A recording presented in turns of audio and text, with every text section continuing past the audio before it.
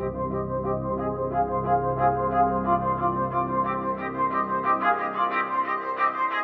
trained kicking specialists in football here at the high school for a number of years now, and one of the things we have had to focus on is keeping our kicking legs healthy and flexible and mobile. I've also recently started coaching our girls' varsity soccer team, and we just started our season. Now it's cold outside, and many of the girls are starting to experience pain in their quads, in the front part of their legs.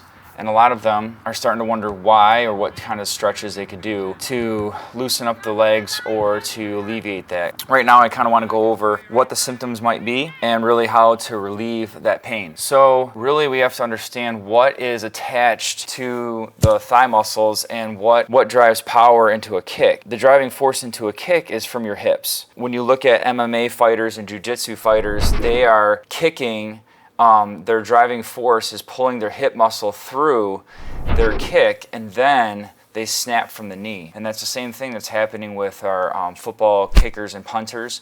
And that's the same thing, if you really think about it, that's happening in soccer. More so in your driving shots with soccer, less so with a lot of your different passes. And so when you look at the makeup of what the muscle structures that are passing through to your hips, there is a sneaky muscle called the psoas muscle in the middle of your body, and it's attached to your spine, and it runs from the back and goes through your body to your hips, basically your top of your leg muscles, and that helps coordinate the top part of your body and the bottom part, so coordinates with your diaphragm. There's a certain coordination that happens between your breathing and your kicking. And really what's been happening lately is a lot of us have been locked down or have spent a significant amount of time at home learning, and our posture and sitting all day hasn't been great. And so that muscle is, if you notice here, is tied and attached through the bone, and then it's attached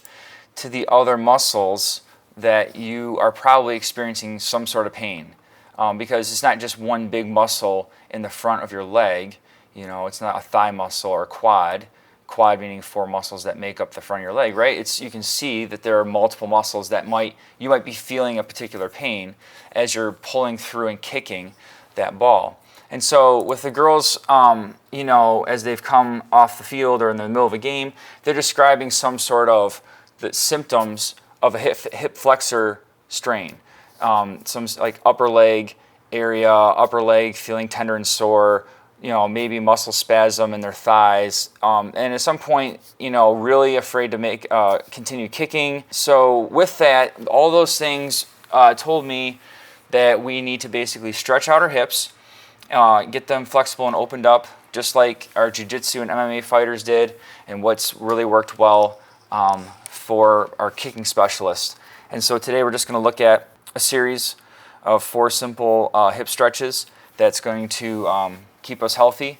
And the psoas muscle, it's really sneaky, but you basically do glute bridges to kind of keep that strong. And so do sets of glute bridges every day to keep it stretched out and keep it strong. But here we go. Let's go ahead and look at a series of hip stretches. I'm going to demonstrate a series of hip stretches to be able to open up the hip here and release tension that's going on usually right in here with your quad. So the first one is simply just cross your leg over, kind of keep your shoulder blades off the floor, and press down and release 10 times. And once you do that, you do it with the other side, and you should be able to feel it right up in here.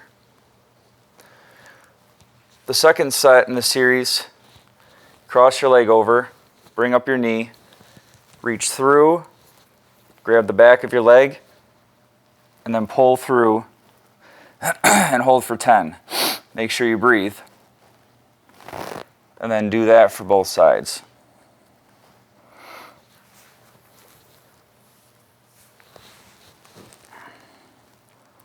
And when you do this, you're going to feel it now. We're going to work our way out so we can feel it stretching further and further out around the hip.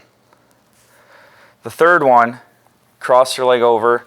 You're going to reach and grab around the top part and pull through and hold that for 10. And you're going to do that for both sides. And then you're going to feel that even deeper through here. So the final one that you do is to open up this small muscle right here that basically is the antagonistic muscle of your glute. You can either do this with the foam roller and you put it right under here, straighten out your leg, pull through and press down so you can feel this right here, and hold that for 10 and do that for both sides. Or if you don't have a foam roller, basically get in the prone position. You draw your leg up through and you're pressing down through your hip. Lock out your leg.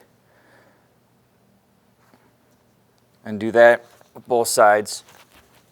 So you're pushing right here. You're feeling the stretch right there.